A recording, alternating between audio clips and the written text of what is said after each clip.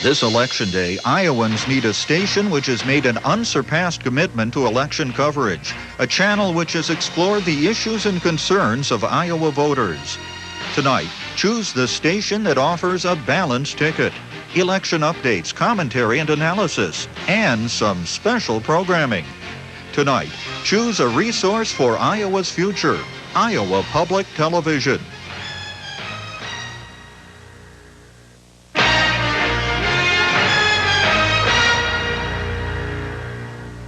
I'm Jim Lara. On November 3rd, join Robert McNeil and me for a NewsHour Election Night special with full analysis of the returns and live reports from campaign headquarters. The following night, November 4th, we'll be back with a special 90-minute look at the next 4 years, asking the simple question, now what? Join us for these important public events here on public television.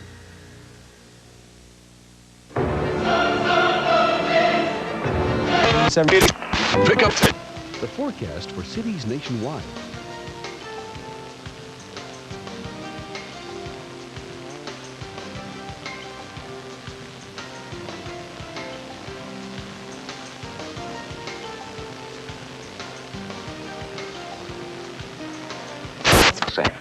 This report. Colorado.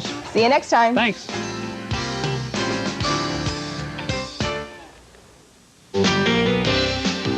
Watch history in the making and make it a point to watch C-SPAN and TCI Cablevision. Election night is the night to tune in and be heard, as C-SPAN features call-in programs to give you the opportunity to comment on the day's historic events. Journalists and political experts will be on hand to examine media coverage, monitor results, and tally the votes. So after you vote Tuesday, November 3rd, tune to C-SPAN for Election 92 on TCI Cablevision. Pick up the phone and call. This week on Encore, Paul Newman is an Israeli freedom fighter in Exodus. On Tuesday, David Carradine stars in Bound for Glory, the story of Woody Guthrie. Wednesday features an Oscar-winning performance from Burt Lancaster in Elmer Gantry. On Thursday, Encore brings you the Woody Allen comedy Sleeper. Divorce American Style with Dick Van Dyke comes your way on Friday. And Saturday offers Matt Dillon in The Outsiders. Then, in the heat of the night, Sidney Poitier stars in the searing racial drama. This week on Encore.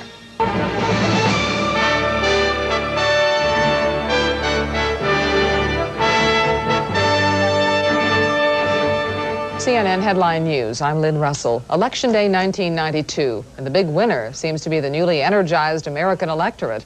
Today culminates a campaign season that's seen apathy turn to action. Chuck Roberts is at our election desk with early results. And Chuck, there have been long lines at polling places today. You bet. You could have read a brief novel in the time it took me to vote today. Voters are turning out in record numbers. It could be record numbers. 1960 is the record we're shooting at. That was about 63% of the turnout. One expert says 100 million people will cast ballots today. That's more than 7 million more than the previous high. Chicago predicted an 80% turnout despite the rain and sleet. The weather's also bad in Wisconsin, Nebraska, South Dakota, and Missouri, but as one election official said, that should only keep away people who didn't really want to vote anyway. And there seems to be fewer of them than ever. The polls are now closed in 11 of the 50 states. 3 of them closed about a minute ago, and some of the numbers are already in. Let's go to the boards. In Ohio, it's still undecided. We don't have enough vote totals yet to tell you who's going to win. Clinton was ahead the last time we looked. In West Virginia, Clinton has been declared the winner based on the exit polling. And in North Carolina, a toss-up state, a bellwether state, still too close yet, not many votes in. Those polls have been closed about an hour now. In Florida, a big prize tonight. President Bush is leading in the early going by 10 percentage points over Clinton, with Ross Perot at 20%. Let's check Georgia, one state to the north. Clinton is in front there, 42 to 40%. Another bellwether state, only 1% counted. In South Carolina, also in the deep south, President Bush is expected to win there, and he's ahead right now with 5% counted, comfortably ahead by, 17 percentage points. Indiana, this is George Bush country. It was 4 years ago, and it probably will be tonight. He's been declared the winner, 36% over Clinton. A third of that vote counted. The Kentucky race, this is Clinton country, 73% counted. He's ahead right now. It's still too early to call the race. He's ahead only by 2 percentage points.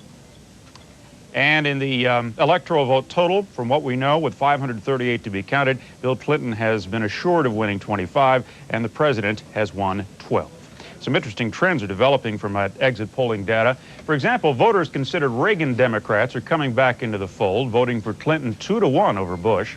Clinton is also the choice of twice as many first-time voters. And finally, more people thought Bill Clinton was more honest during the campaign regarding his draft record than the president was about the Iran-Contra scandal. The President and First Lady Barbara Bush are in Houston awaiting the official vote returns. Mr. Bush voted today after a morning jog in Houston and then went shopping. Among his Election Day purchases, a one-year quail hunting license, a fishing reel, and some country music tapes.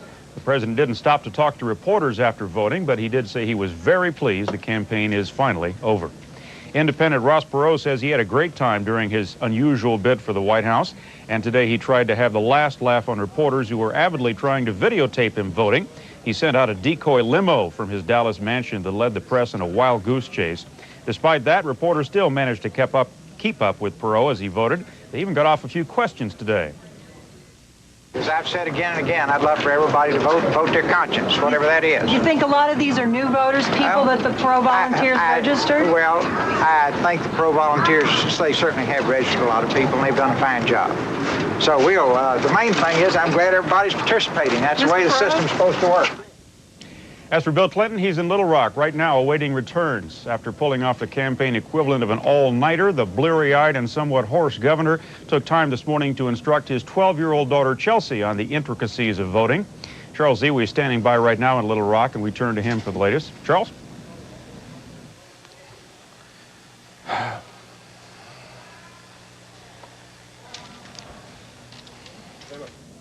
Our first gaffe this evening. Sorry, we'll try and bring Charlie into the fold a little bit later.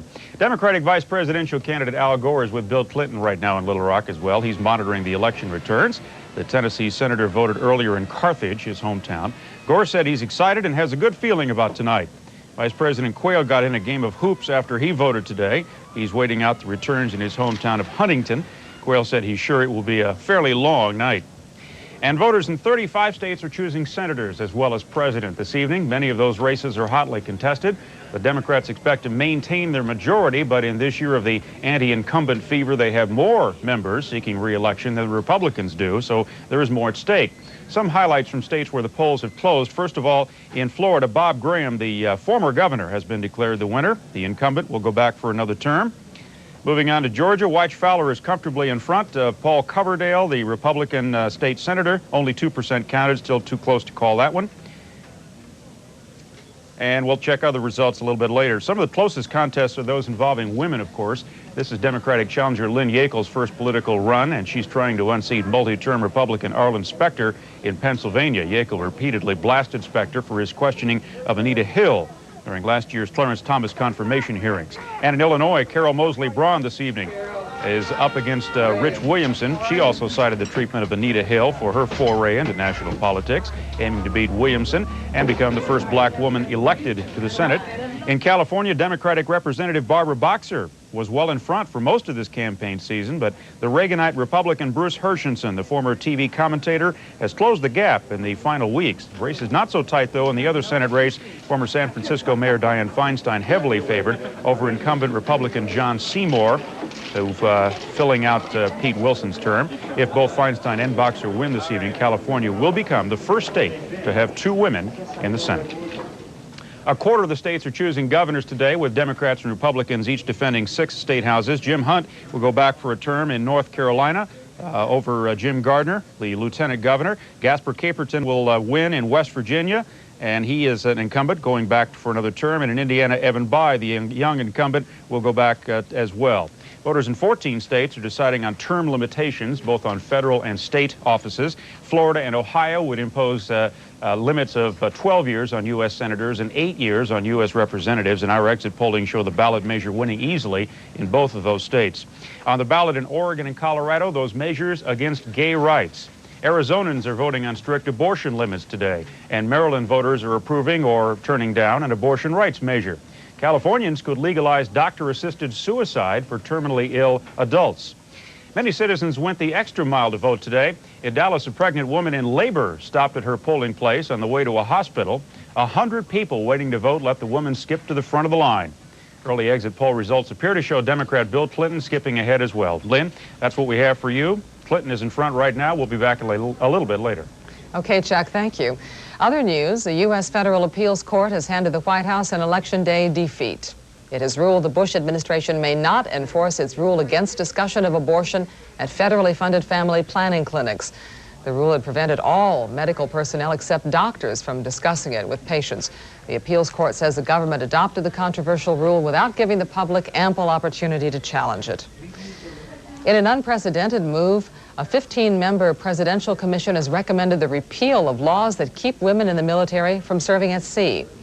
But the commission did recommend retaining the current ban on women serving aboard submarines and amphibious ships. The commission also pressed for the continued ban on women in both ground fighting and aerial combat missions. The chairman of the House Banking Committee says the CIA knew 2 years ago the headquarters of an Italian bank was involved in illegal loans to Iraq. The manager of the bank's branch in Atlanta is charged with acting on his own to funnel $5.5 billion to Saddam Hussein. The Justice Department maintains it never knew of any complicity by bankers in Rome. The upper house of Why the play Winning in the hundreds. and leak something is that Please. We do have the report scheduled on We're up. The middle 20s. Congress, I listened very carefully to Warren Rudman's good comments. I think the Congress is so desirous of leadership, it has not had any for a decade. Jake, you untouchable. Looked at that tonight, Terry Sanford, 23% of the people said that that war vote was important. The people who thought that was... That. So very exciting, very close races in the East, and we will, of course, be back as they are determined and decided. Let's go back. By late revelations of financial impropriety. For Republican opponent, Chicago lawyer Richard Williamson. We've been gaining momentum, and my opponent's campaign's been crumbling. With large anti-incumbent fever running high and a large turnover in the House could top 140 seats. Not since Give 'em Hell Harry Truman ran against Congress have so many on Capitol Hill been so vulnerable. GOP strategists had hopes of picking up 15 to 20 seats in the House, though a strong showing by Bill Clinton could push many Democrats over the top. Well, this is a private thing. Liberal Democrat Barbara Boxer could benefit from a strong Clinton showing. She's one of 2 women running for Senate seats from California. The other is Dianne Feinstein, the former mayor of San Francisco, appears comfortably ahead. I think there will be change. I think California's going to lead the way. Another vulnerable Democrat, North Carolina Senator Terry Sanford. A vulnerable Republican, Pennsylvania Senator Arlen Specter. He took on Anita Hill in the Clarence Thomas hearings. Democrat Lynn Yackel is taking him on for his seat. In Oregon, Congressman Les O'Coin could become a senator by unseating Republican Bob Packwood, the ranking Republican on the Senate Finance Committee. This was also the year of the big spending congressional candidate. All told, all those running for seats in both the House and Senate spent $499 million. $500 million may not sound like much, but compared to the 1990 election cycle, that's an increase of 45%. Back to you, Ron. All right, Donald, thank you very much. Well, 9 months ago, our program Money Politics was launched, and hosting it back then was none other than CNBC's Bill Griffith, and we promised, or maybe even threatened Bill, that we'd let him back someday, and tonight he joins us to wrap up the election year. Also back to discuss a rather unusual campaign year, Brenda Butner, who joins us from the White House, and Donald Vandermark, who is with us on Capitol Hill. And Bill, an NBC exit poll today that was released late in the day pointed something that it seems we knew for quite a long time, and that was the economy was going to be the #1 issue. 43% of, I believe it was better than 10,000 individuals surveyed, said the economy and jobs were the #1 issue. Not surprising, but only 2 candidates, Paul Tsongas and Ross Perot, really addressed that to the extent that it seems there was concern among the electorate. I said it at the beginning of the campaign, I'll say it here at the end. This is what happens. This is the kind of an election you get when you run a campaign during a year in which there is a recession. People are going to vote their pocketbooks, plain and simple. And of course, if you did not have the gridlock on Capitol Hill that you had this year and last year between the president and the Congress, and they could have enacted some legislation to try and put some stimulus into the economy along with the monetary policy that the Federal Reserve had enacted, you might not have this kind of a reaction. And apparently we're getting some sort of a backlash against the incumbents and against the president as a result of the economy here. This is what happens when you got a recession during an election year. All right, Brenda, no matter who wins tonight, new economic teams will be assembled at the White House. Any early handicapping on what the thinking is there for either Clinton or Bush? Well, we know that for Governor Clinton, he has a much more activist philosophy in terms of the economy. He has already called for billions of dollars in spending on infrastructure. He has friends of Bill, they're called FOBs, across the country, from his Yale days, from Oxford, his days in Arkansas. There's some talk that he may bring people down from Wall Street to the Treasury Department. I'm not going to mention any names at this point. He has been very, very careful not to seem as if he had already won the election and has not named anyone. But I think that we can see a much more activist economic philosophy than we saw during the Bush years. All right, Donald, you've been very close to the Federal Reserve over the last many months and the last many years, for that matter. What's the thinking down there? Has Alan Greenspan still got a job if Bill Clinton should win this evening? Does he still have a job if George Bush wins again this evening? Well, he certainly has the job if George Bush wins. What he does, of course, his term lasts for another 3 years, so technically he has his job if Bill Clinton wins. Nonetheless, the new president, can come in and exert a lot of pressure on a sitting Federal Reserve chairman, not so much to do anything that he'd want him to do, but to make him feel welcome or not. I have spoken to several governors over at the Federal Reserve, and the word from at least 2 of them is that no one's leaving over there. These are all Republican appointees, most of them Bush appointees, and as far as they're concerned, they're sticking around. So we may have a bit of a standoff if Governor Clinton, if he becomes president, chooses to stimulate the economy in large fashion. All right, Bill, what's your take on this economic team, if indeed there's a change at the White House? We are told that the economic team will be put into place first because they do feel this need to get something going here. We are told that perhaps out of Treasury we will get a southern regional banker of some kind. Now, names are bandied about all the time, but you might watch a Hugh McCall, who is at Nations Bank right now. We are told that perhaps at the Office of Management and Budget you'll get perhaps a Wall Street type. Not at Treasury. We heard from Tony Coelho earlier tonight, the former Democratic whip. He doesn't feel that you'll get a Wall Street type in Treasury. You might get that person in the Office of Management and Budget. And maybe you'll get some Harvard types coming in here as well. Let's not forget about Lawrence Summers, who's the chief economist at the World Bank. He was Michael Dukakis as chief economist. He may play a role as well this time around. Brenda, in terms of just reaching out to the American people and hitting these pocketbook issues, we know the economy was #1 right now. Does it remain #1 after the election's over, or can Bill Clinton give that kick to consumer confidence and maybe change perceptions at this point, again, if he were to win? I think absolutely it remains the #1 issue. There are some indications that the economy may be improving, but it's going to be a tough road regardless. Bill Clinton has suggested that he is going to move fast on the economy, and I think the first 100 days will be the true test. He has spelled out somewhat his very ambitious goals for the economy, but we don't have all the specifics that we would like.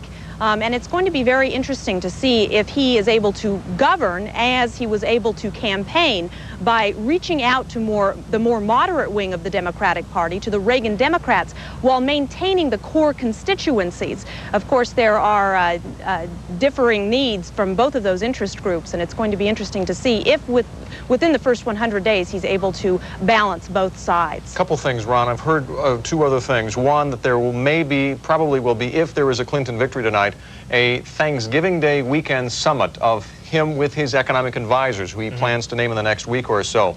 At that time, they will lay out a plan that they would unveil at that time around Thanksgiving. The thinking being they would hope to then have a good Christmas to incite people to come back to the economy and try and improve consumer confidence, which has been a big problem for this economy so far, and that would give them a head of steam for the beginning of next year. All right, Donald, if President Bush is reelected, who are the likely candidates, as far as you can tell, that might take over on the economic front? Well, the person that everyone on the more right side of the party, the right wing, would prefer, they'd like Jack Kemp to become the Treasury Secretary. I've heard countless people say that that's exactly the sort of thing President Bush should do immediately in order to restore confidence on Wall Street and on Main Street. All right, Donald, let me just stop you right there because we have to take a quick break. We'll come back and continue our discussion as Money Politics continues right after this. Stay tuned. Madison, you should have seen me at this meeting. I was cool, I was confident, I had everything they wanted before they could ask for it. Research, no problem. The analysis, the projections, never looked better. Madison, oh, you should have been there. Cambridge Businesswear keeps you organized, together, and always looking your best in business. You and me, kid, we're going places, huh? Cambridge Businesswear, as important to the way you look as the clothes you wear. Today, we need to make every drop of oil count. So at BP, we're using advanced drilling techniques.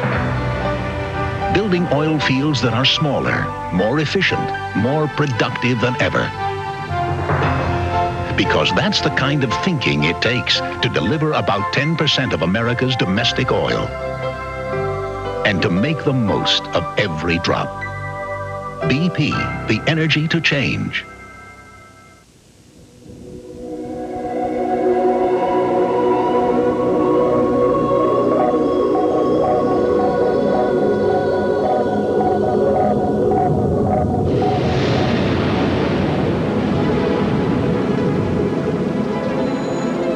In a world of constant change, there is one certainty: the financial strength of the Prudential, rock solid in securities, insurance, and real estate. Investors,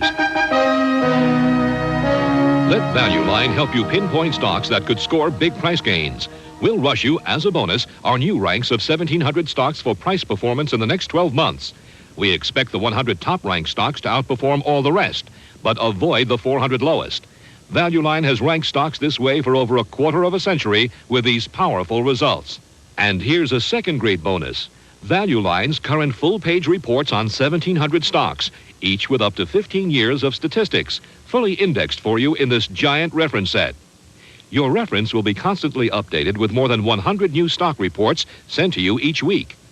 To get this reference set and new performance ranks as instant bonuses, try Value Line for 10 weeks, now only $55. Call 800-472-7753 right now and get J.K. Lasser's brand new tax guide as an extra bonus. 800-472-7753. Call now. Tonight, it's a CNBC Election Night Special.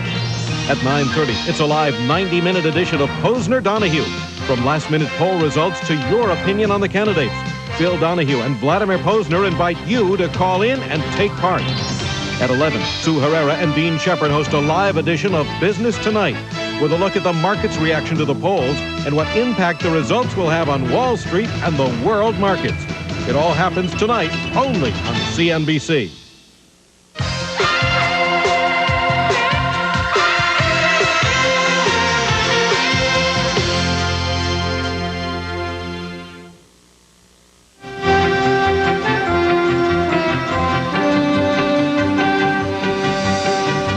Hi, welcome back to Money Politics Campaign 92. We continue our conversation now, and joining me here in studio, CNBC's Bill Griffith.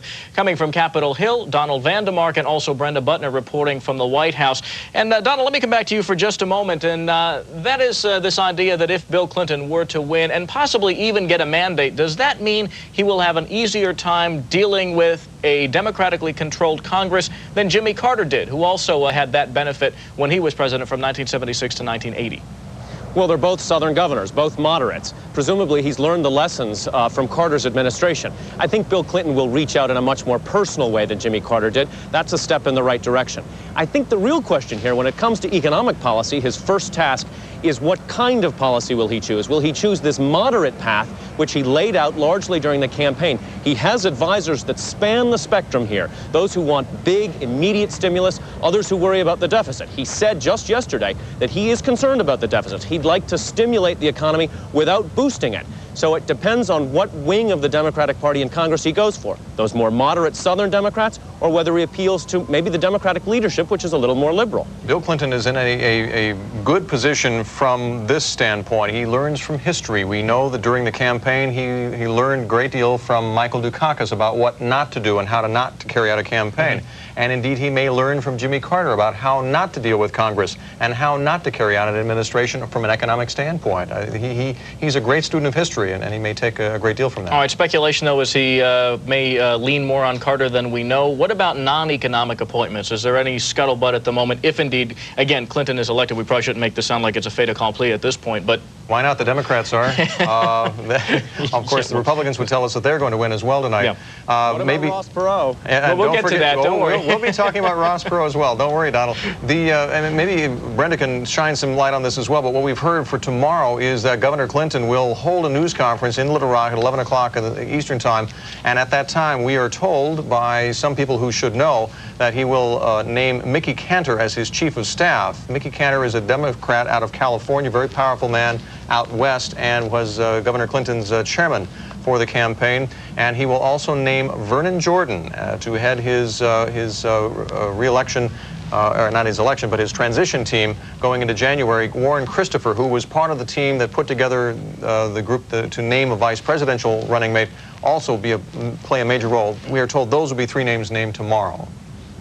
Brenda, any thoughts on that? That is the one thing, interestingly enough, that the financial markets thought Bill Clinton might do, and that is potentially take from the Carter team in one way or another, and that worries them, at least in economic terms. Yes, I mean, those appointments would come really as no surprise. Look, Mickey Cantor ran a very successful campaign. Just 10 months ago, it looked as if Bill Clinton was going to die a political death. Now, for the first time in 12 years, the Democrats may be walking into the White House. But as you say, it's the economic team that is going to be the most important. And in terms of a mandate, even if Bill Clinton comes in here with a mandate, he has more specifics to lay out. He's basically been calling simply for change. He has not come out with the kind of detailed plan that we saw Lyndon Johnson come out when he won and had a mandate at the same time. So it's going to be difficult to know how he deals with Congress when he's only calling for change and has more specifics to lay out. Donald, what about Ross Perot? You mentioned that we needed to talk about him, and that is indeed the case. He has been fairly specific in some ways on his economic programs. If he were to be elected, what do you think would happen on the Hill? What kind of response might Ross Perot get from congressmen, again, with the shift that we're expected to see, as many as 150 new members? Sheer astonishment and awe. I mean, it would be a political earthquake of such magnitude that everyone here, I think, would just be slack-jawed and do whatever he told them to do. But, you know, the likelihood of Ross Perot winning is not very strong. I think it's very interesting that Bill Clinton recently has said that he may have a role for Ross Perot somehow in an administration. Others have talked about Ross Perot being in charge of cleaning up Congress, or at least writing new rules on PAC money, that sort of thing. Ross Jr. has already said his father plans to run in '96.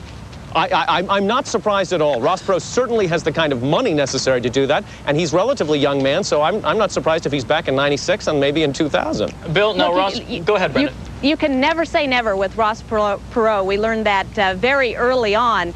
It's long been said, however, that he doesn't really want to be president, that he was quite anxious to polish his image after it was tarnished when he first dropped out. He certainly has done that, and last night you saw a very happy Ross Perot, clearly enjoying the campaign and enjoying the attention.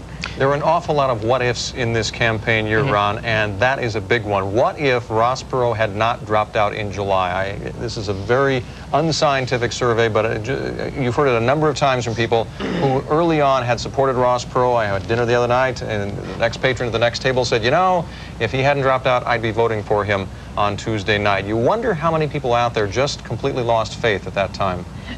I mean, he dropped from the polls at that time, right, Brenda? Yes, he certainly was starting to drop in the polls at that time, but I would hold that if he had not dropped out, he would be subject to the kind of media scrutiny that he clearly did not want. The media were starting to dig into some very telling stories about his character, so it's not at all clear that he would have continued to climb in the polls if he had not dropped out.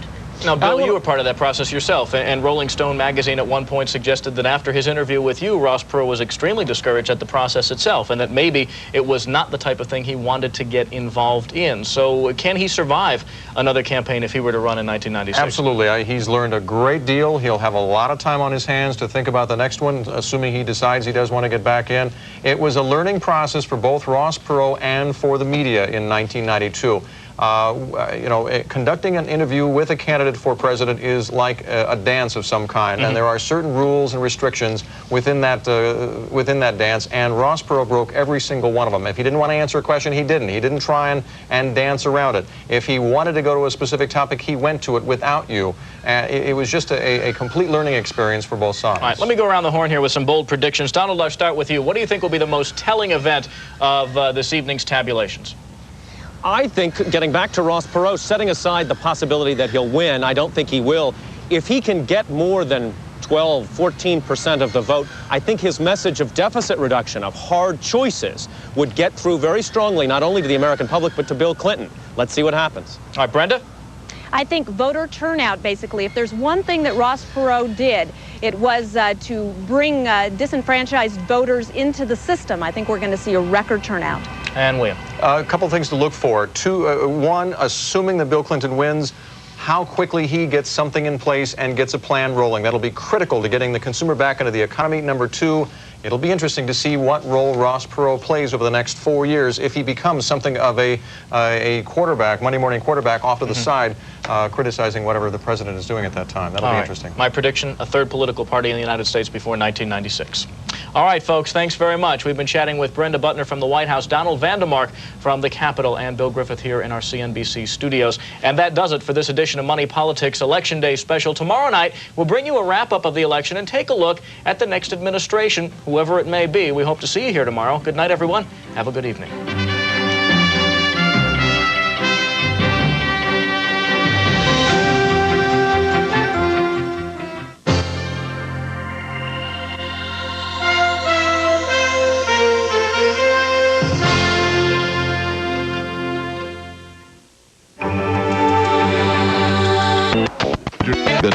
I'm one.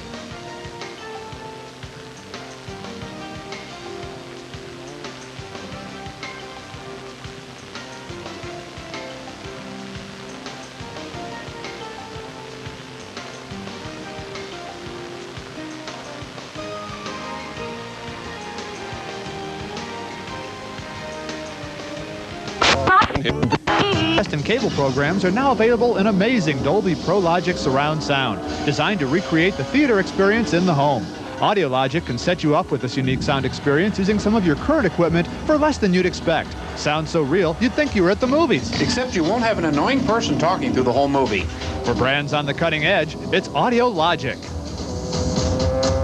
Take advantage now of rebates, 7% financing, and 5 years parts and labor free on American Standard high-efficiency heat pumps, add-on heat pumps, and furnaces. Call Shaw Heating and Cooling for details on these offers, and be sure to ask about the American Standard heat pump, the machine that is two machines in one. It heats and cools your home. When you want quality, reliability, and high efficiency, ask for American Standard and Shaw Heating and Cooling. Call Shaw, y'all. American Standard, built to a higher standard.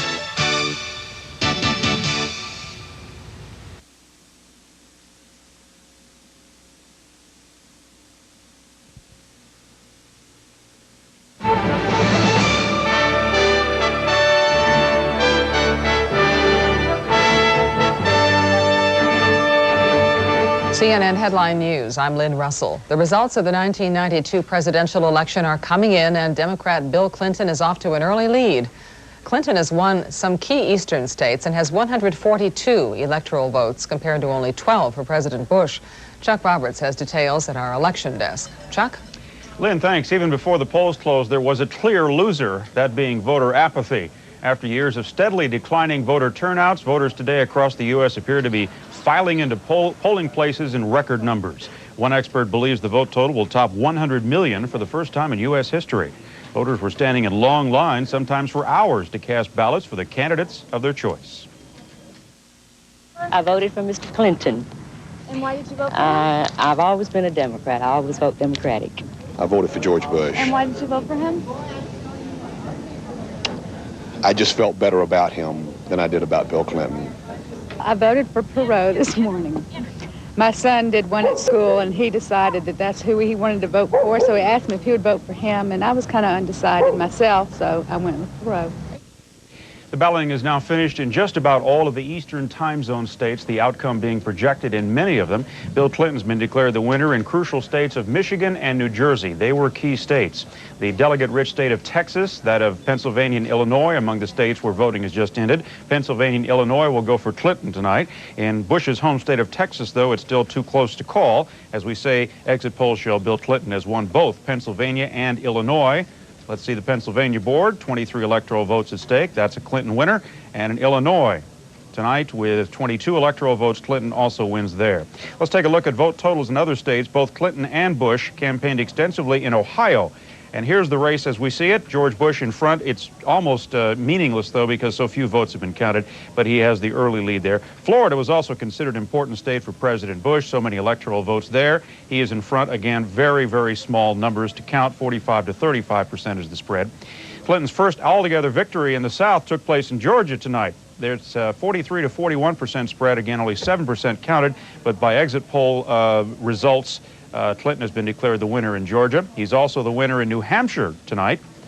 Bill Clinton with 46 to 36% over Bush, only 4% counted there. And moving into the Carolinas, South Carolina, an important state for President Bush. He carried it very handily 4 years ago, and he is expected to tonight as well, although it hasn't yet been called. In North Carolina, clearly a battleground state with many electoral votes there. Bill Clinton and George Bush almost in a dead heat. Again, only 4% counted. President Bush, that is, has been declared the winner in Vice President Dan Quayle's home state of Indiana. No surprise there. Taking a look at the cumulative electoral vote total, as Lynn just told you, Bill Clinton has piled up quite a lead. He's more than halfway home with 142 electoral votes to George Bush's 270 required for election. Saying he is pleased the campaign is over, President Bush today voted in his adopted hometown of Houston. He ignored reporters' questions about how he expects to do in the vote count. The president took advantage of the post-campaign lull to do some shopping. He went into a sporting goods store, bought a fishing reel and a quail hunting license. He also visited a music store, picked up some country music tapes. Bill Clinton said it was an overwhelming experience to cast a presidential vote for himself. The Arkansas governor arrived in Little Rock early today, winding up his quest for the presidency with a marathon 29-hour campaign swing from New Jersey to Colorado. He took his 12-year-old daughter, Chelsea, into the voting booth with him. Walking back to the governor's mansion, he flashed a thumbs-up sign to cheering reporters. I'm grateful it's in the hands of the American people now. I did my best for a year and a month to give this election back to the people through going on the road, through the town meetings, through the issues I raised, and the faithfulness that our campaign kept to the issues. Now it's in the hands of the people, and whatever they decide, I'm at peace, and I'm profoundly grateful. Ross Perot ended his unorthodox presidential bid on an unusual note. After initially saying he would vote absentee, Perot voted in person at a Dallas polling place and expressed a little irritation as photographers showed up to record the event. He said, "I thought voting was supposed to be private." Despite polls predicting he will finish a distant third this evening, Perot told volunteers to prepare for the inauguration and told reporters he's enjoyed himself. What do you think is the most important thing that you've contributed to this process? I'll let the people decide all that. I'll let the people all decide all that. Well, I brought all the crazy people together. How's that? That ought to suit you. We had a good time. We had a good time. His running mate, James Stockdale, voted very early this morning. Coronado, California is his home. He left for Dallas to join the Texas billionaire this evening. Vice President Dan Quayle got in a little basketball pickup game tonight in Indiana. He took care of the Election Day ritual, getting his teeth cleaned. He does that often, I guess, on Election Day. Reclined in the dentist chair, Quayle said he gazed the whole time at his favorite bumper sticker on the ceiling, which read, "Annoy the media, re-elect President Bush." Quayle will watch the vote counting in Indianapolis tonight. Clinton running mate, Senator Al Gore, who made an unsuccessful bid for the Democratic nomination himself 4 years ago, voted in his hometown, Carthage, Tennessee. He's off to Little Rock as well for what Democrats hope will be a raucous victory party. Now let's go to Capitol Hill. Republicans launched Campaign 92 with hopes of big gains in the House and Senate because of President Bush's post-Gulf War popularity and the redistricting after the 1990 census. But it is the Democrats who are looking to expand their 14-seat Senate majority and hold their majority in the House as well. Still, 7 Democratic Senate seats are considered shaky, including the once invulnerable John Glenn of Ohio, who was tarnished by the Keating 5 savings and loan scandal. Early returns from Ohio show that, well, let's go first to Connecticut. We have Christopher Dodd, the incumbent, winning there over Brooke Johnson. In Kansas race, if there is a shoe-in, it's got to be Bob Dole. He won last time by, I think, 74%, and he will easily defeat Gloria Odell, that is, tonight. Now, in Illinois, interesting race, Carol Mosley Braun has already been declared the winner. It's an open seat, she having defeated Alan Dixon in the primary, and she has beaten Rich Williamson in the general election. And in Maryland, the feisty freshman, Barbara Mikulski, will go back for a second term. She's already defeated Alan Keyes, the former diplomat.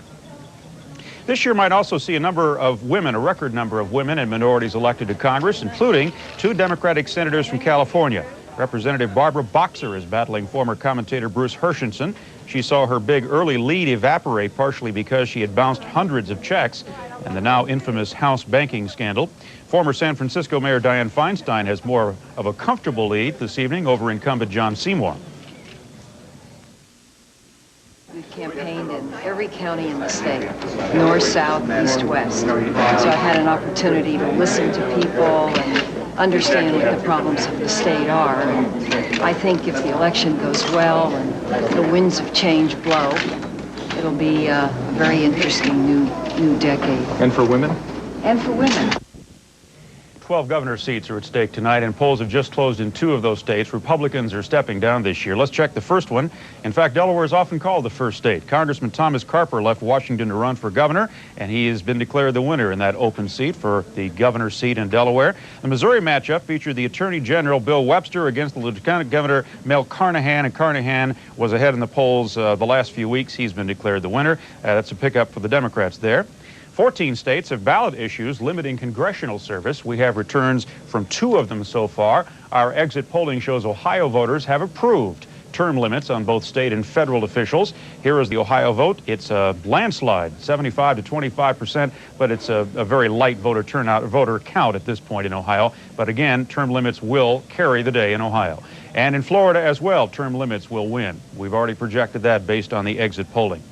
It restricts U.S. House members to 8 years and senators to 12. That's the Florida measure. Among tonight's other questions on the ballot, an abortion decision in Maryland. Question 6 would make the right to abortion a state constitutional guarantee. While polling places have just closed, the exit survey suggests the question has 60% support. And Washington, D.C. voters are taking a stand on the death penalty. Congress has ordered a vote on applying capital punishment to all murderers. Our exit polling indicates that proposal will lose big. Several countries have labor parties, but a Dallas woman gave that phrase a whole new meaning today. Happy Mason marked her ballot on the way to the hospital to give birth. Election officials came out to the curb to assist her, leaving more than 100 other voters waiting in line. An election judge said Mason was literally in labor. She had a boy about 8 hours later. Polls remain open, Lynn, in 22 states. We'll have an update at the bottom of the hour, but the latest electoral vote total shows Bill Clinton more than halfway home with 150 electoral votes already counted for him. Thank you, Chuck. Wonder what you'll name that boy. I don't know. Other news. Now it's up to President Bush to decide whether to deliver to Congress new recommendations on the role of service women in the U.S. military. A presidential commission says women should be allowed to serve on some warships, but it says women should continue to be banned from ground fighting and from flying combat missions in Air Force and Navy aircraft. Whoever claims victory in the presidential race tonight could determine the fate of what's known as the abortion gag rule on federally funded clinics. Anthony Collins tells us why. In a defeat for the Bush administration, the appeals court said the government cannot restrict abortion counseling at clinics that receive federal funds until it holds hearings first. That could take months. Meanwhile, the administration's ban on abortion counseling is suspended. This is a new day for poor women who get health services at federally funded family planning clinics. It means they can have their answers to their questions honestly answered. And we are absolutely thrilled. The gag rule is over. I don't know why we're surprised that these Jimmy Carter judges handed down this ruling on Election Day. It's no coincidence, and it's a political ruling. It's ridiculous. Last month, the administration put into effect its controversial so-called gag rule. It barred anyone other than doctors at the clinics from discussing abortion as an option. The intent was to discourage abortion. An estimated 4,000 clinics nationwide get federal support. They serve about 200,000 pregnant women a year. Most clinics last month continued to do abortion counseling, but they risked lawsuits over the way they tried to get around the rule by using non-government money for the counseling. The Election Day decision by the U.S. Court of Appeals said the government must first get public comment on the gag rule before putting it into effect. a process that normally takes 8 months. During the election campaign, Governor Bill Clinton indicated he would rescind the gag rule. The appeals court ruling is the latest in a series of legal and political moves over abortion counseling, going back to efforts by the Reagan administration to ban it. What could determine the final outcome is the presidential election. Anthony Collings, CNN, Washington. Yugoslavian Premier Milan Panic barely survived a no-confidence vote in the upper house of parliament today. Administration aides say his government will keep trying to achieve peace with the neighboring republics of Bosnia-Herzegovina and Croatia. In Bosnia, scores more refugees have fled the mounting casualties. 24 people have been killed, more than 100 have been injured in the fighting in Bosnia since yesterday morning. Actress Audrey Hepburn is recovering after surgery to remove a cancerous tumor from her colon. A spokesperson for Cedars-Sinai Medical Center in Los Angeles says doctors are confident they removed the entire tumor. The 63-year-old actress is listed in fair condition and should be released within a week.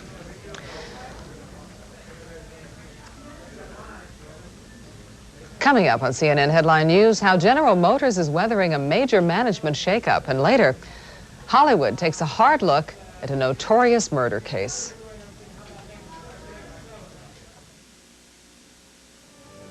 Checking Wednesday's weather. Rain forecast along the eastern Gulf coasts. Showers also in the northeast and northwest.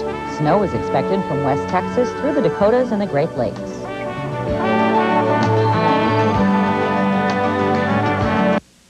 This is CNN Headline News. At Northrop, we have a motto. We inspect every part within thousandths of an inch. Install over 10 miles of wiring and circuitry. And because a little metal shaving can take out an engine, the inside of this plane ends up cleaner than my mom's kitchen. Yeah, I build them like I'm going to fly them. I've always wanted to do a barrel roll at Mach 2. You better believe it. Northrop's making advanced technology work.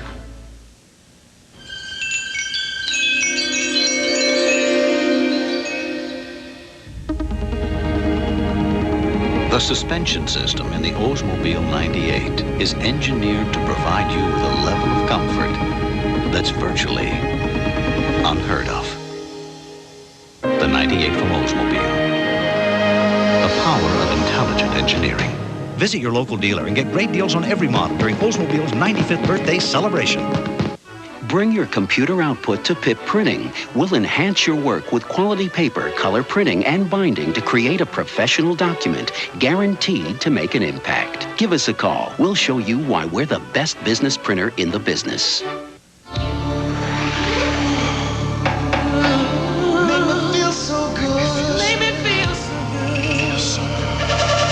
It feels as refreshing as it looks. Shower massage from Teledyne Waterpick. We chose when something when but considering where we were from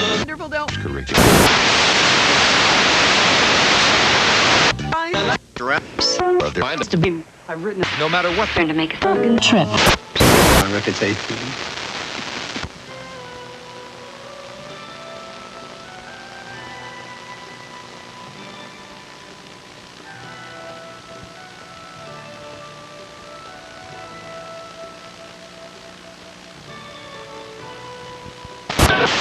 He's compromised by how people thought of him with Guided as a swift and out.